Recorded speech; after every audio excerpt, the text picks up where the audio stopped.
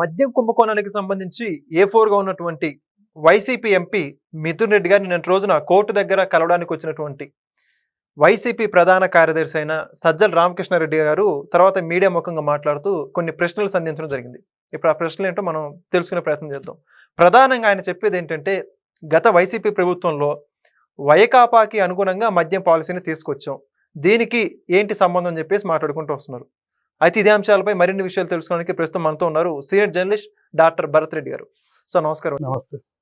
వైకాపాకి అనుగుణంగా మద్యం పాలసీని తీసుకొచ్చాం, దీనికి ఏం తప్పు జరిగిందని చెప్పేసి సజ్జల రామకృష్ణారెడ్డి గారు నిన్నటి రోజున మిథున్ రెడ్డి గారిని కోర్టు దగ్గర కలవడానికి వచ్చినటువంటి సందర్భంలో మాట్లాడుతున్నారు.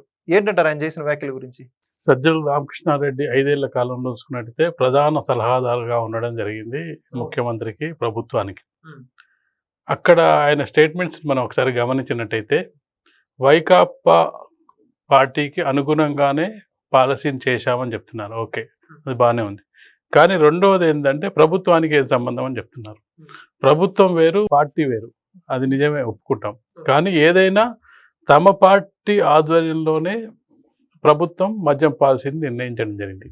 మద్యం పాలసీ నిర్ణయించడం అంటేనే ప్రభుత్వ పాలసీ అన్నట్టు, పార్టీ పాలసీ ఉండదు.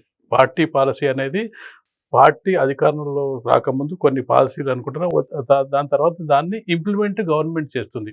ఏదైనా సంక్షేమ పథకాలు కానీ ఏదైనా స్కీములు ప్రవేశపెట్టాలంటే వాళ్ళకు మేనిఫెస్టో, అంటే అది మేనిఫెస్టోలో ఏం రాసుకుంటారు, ఈ కార్యక్రమాలు మేము అధికారంలోకి వచ్చినట్టయితే ఈ కార్యక్రమాలు చేస్తాము, ఈ కార్యక్రమాల ద్వారా ప్రజల దగ్గరికి వెళ్తాము, ప్రజలకు అభివృద్ధి ఫలాలు అందిస్తామని చెప్పి మేనిఫెస్టోలో రాసుకోవడం జరుగుతుంది.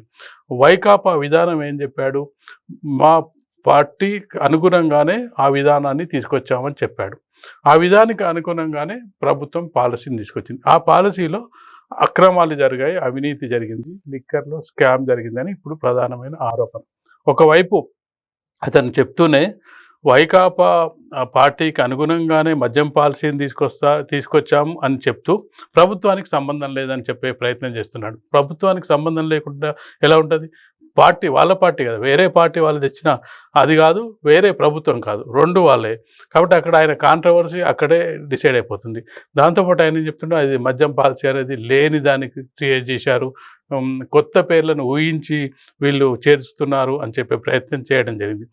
ఒక సజ్జల రామకృష్ణారెడ్డి 5 ఏళ్ల కాలంలో అటు పార్టీలోనూ ఇటు ప్రభుత్వంలోనూ కీలకంగా వ్యవహరించిన వ్యక్తిగా మనం చెప్పొచ్చు. అలాంటి వ్యక్తి ఈ విధంగా కాంట్రవర్సీగా మాట్లాడడం, దాన్ని అంటే మేం జరగలేదని చెప్పే ప్రయత్నం చేస్తున్నప్పటికీ అక్కడ ఆధారాలని, సాక్ష్యాధారాలను పరిశీలించినట్టు ఖచ్చితంగా ఇప్పటి వరకు దొరికిన ఆధారాలు కానీ, సిట్ బృందం సేకరించిన ఆధారాలు కానీ ఖచ్చితంగా ఇక్కడ లిక్కర్ స్కామ్ జరిగింది అనేది ప్రధానంగా ఆరోపణలో భాగంగా ఇప్పటి వరకు 41 మంది అరెస్ట్ అవ్వడం జరిగింది. వారి నుంచి కొంత వివరాలు సేకరించడం జరిగింది. దాదాపు ఇప్పుడు ఛార్జ్షీట్ 41 మంది మీద నమోదు చేసినప్పటికీ దాదాపు 10-11 మందిని అరెస్ట్ చేయడం జరిగింది. అందులో ముఖ్య నేతల్ని అంటే కొంతమంది విచారించి పంపించే అవకాశం ఉంటుంది, ఎందుకంటే కొంత సహకరించిన వాళ్ళు ఉంటారు, డ్రైవర్లు ఇట్లాంటి వాళ్ళని సహకరించిన వాళ్ళు. ప్రధానంగా అరెస్ట్ చేస్తున్న వాళ్ళు ఎవరంటే ముఖ్యంగా వైసీపీ పార్టీలో కీలకంగా వివరించిన నేతలు, అనుచరులు, మాజీ మంత్రులు, సీఎం ఆఫీసులో పనిచేసిన వాళ్ళు, వీళ్ళు ముఖ్యంగా కీలకంగా దొరికిన సందర్భాన్ని మనం చూడొచ్చు. ఈ సందర్భంగా చూసుకున్నట్టయితే ఖచ్చితంగా ప్రభుత్వ పాలసీనే మద్యం పాలసీ డిసైడ్ చేసింది. దానికి అనుగుణంగానే ఇక్కడ లిక్కర్ స్కామ్ జరిగింది అనేది ఇక్కడ ఇప్పుడు సిట్ బృందం సేకరించిన ఆధారాలన్నీ బట్టి తెలుస్తుంది. అంటే మరి వీళ్ళు అంటున్నారు ఏపీ బెవరేజ్ కార్పొరేషన్ ఆధ్వర్యంలో ఈ మద్యం అంతా కూడా నడుస్తూ ఉంది, దానికి ప్రభుత్వానికి ఏం సంబంధం అని చెప్పేసి మాట్లాడుతున్నారు. ఆ ప్రశ్నకి ఏమంటారు? ఇది కేంద్ర ప్రభుత్వం, రాష్ట్ర ప్రభుత్వం కూడా కొన్ని సందర్భాల్లో కేంద్రం మాకు సంబంధం లేదు, రాష్ట్రం మాకు సంబంధం లేదు తోసేసుకునే ప్రయత్నం. కానీ ఎక్సైజ్ పాలసీ అనేది రాష్ట్ర ప్రభుత్వానికి సంబంధించిన రాష్ట్ర పరిధి అంశం. కనీసం కేంద్రం రాష్ట్రం ఒకవేళ సంయుక్తంగా ఉన్నా కానీ కనీసం వాళ్ళ మీద తోసేయడానికన్నా అవకాశం ఉండేది. కొన్ని ఉమ్మడి జాబితాలో ఉంటాయి, కొన్ని ఉమ్మడి జాబితాలో ఉన్నప్పుడు మాకేం సంబంధం, కేంద్రం చేసింది కాదని చెప్పే. కానీ ఇది ఎక్సైజ్ పాలసీ అనేది కొన్ని పాలసీలు రాష్ట్ర ప్రభుత్వానికి పూర్తి అధికారాలు ఉంటాయి. ఆ విధంగా ఒకవేళ రాష్ట్ర ప్రభుత్వానికి సంబంధం లేకపోతే ఎక్సైజ్ శాఖ మంత్రి ఎందుకు, ఎక్సైజ్ డిపార్ట్మెంట్ ఎందుకు, ఎక్సైజ్కి సంబంధించిన ఈ స్టాఫ్ అంతా ఎందుకు, ఎక్సైజ్ పాలసీని డిసైడ్ చేయడానికి ఇప్పుడు వీళ్ళు ఈ విధంగా చెప్తున్నప్పుడు మరి ఢిల్లీలో ఏం జరిగింది? ఢిల్లీలో లిక్కర్ స్కామ్ జరిగిందని చెప్పి ఉప ముఖ్యమంత్రి దాదాపు సంవత్సర కాలం పాటు జైల్లో ఉన్నారు. స్వయంగా ముఖ్యమంత్రి కూడా జైల్లో ఉండడం జరిగింది. లిక్కర్ పాలసీని మేము డిసైడ్ చేయం, మాకు సంబంధం లేదని అక్కడ చెప్పలేదు. వాళ్ళు ఏం చెప్పారు, లిక్కర్ స్కామ్ జరగలేదని చెప్పారు కానీ మాకు సంబంధం లేదు, ప్రభుత్వానికి సంబంధం లేదని చెప్పలేదు. ఇక్కడ తెలంగాణకు సంబంధించిన అంశంలో కూడా కవిత అరెస్ట్ అయింది కానీ ప్రభుత్వం కూడా ఏనాడు మాకు సంబంధం లేదని చెప్పే ప్రయత్నం చేయలేదు.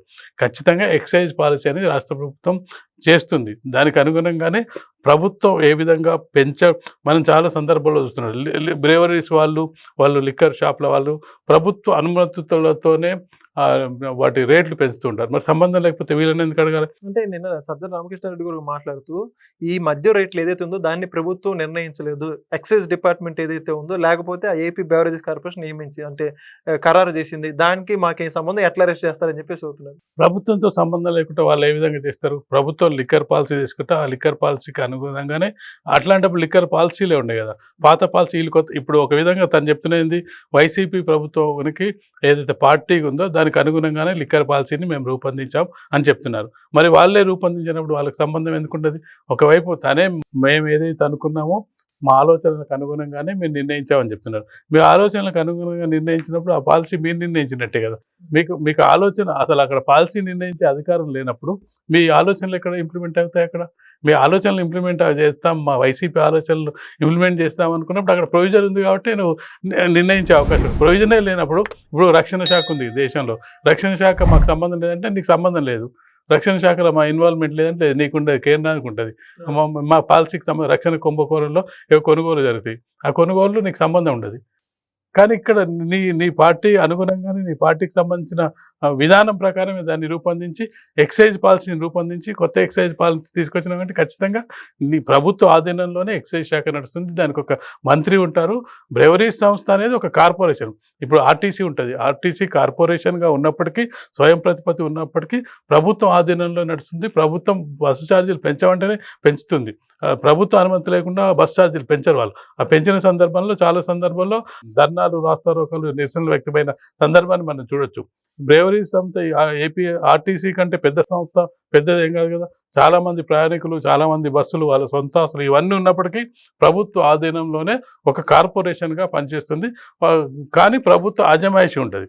బస్సుల కొనుగోళ్ల విషయంలో కానీ మిగతా విషయాల్లో కానీ దానికి ఒక ప్రభుత్వం నియమించిన ఐఏఎస్, ఐపీఎస్ ఒక ఎండీగా ఉంటారు. ఒక కార్పొరేషన్ చైర్మన్ ప్రభుత్వం నుంచే నియమించబడుతుంటారు. ఇవన్నీ కూడా ప్రభుత్వ ఆధ్వర్యంలోనే నడుస్తూ ఉంటాయి. బస్సు రేట్లు పెంచాలన్నా ఇప్పుడు ఫ్రీ బస్ ఇచ్చేసి ఇక్కడ తెలంగాణ ఇస్తున్నారు, కర్ణాటకలు ఇచ్చారు, రేపు ఆగస్టు 15 నుంచి మన ఆంధ్రప్రదేశ్లో కూడా ఇస్తారు. ఉచిత బస్సు మాకు సంబంధం లేదంటే ఇట్లా ప్రభుత్వం తీసుకున్న నిర్ణయం కదా. అది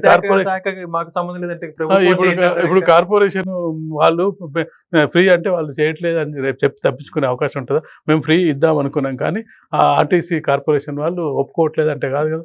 ఇప్పుడు ఇది అట్లనే ఉంటుంది. నువ్వు బ్రేవరేజ్ సంస్థ నీ ఆధ్వర్యంలో నడుస్తుంది, ఎక్సైజ్ శాఖ ఉంటుంది. కాబట్టి ఇవన్నీ అసలు అంటే ఏదైనా విషయం చెప్తే ప్రజలు ఉండాలి. ఇది చెప్పింది కొంచెం అన్న 100% కాకుండా కొంచెం కరెక్టే ఉందన్నట్టుగా చెప్పాలి. ఆయన ఇచ్చిన స్టేట్మెంట్లో ఏది కూడా దానికి అక్కడక్కడే కాంట్రడిక్షన్ మనకు కనిపిస్తుంది. చక్కగా చెప్పారు. Thank you. Please subscribe to Leo News for more videos.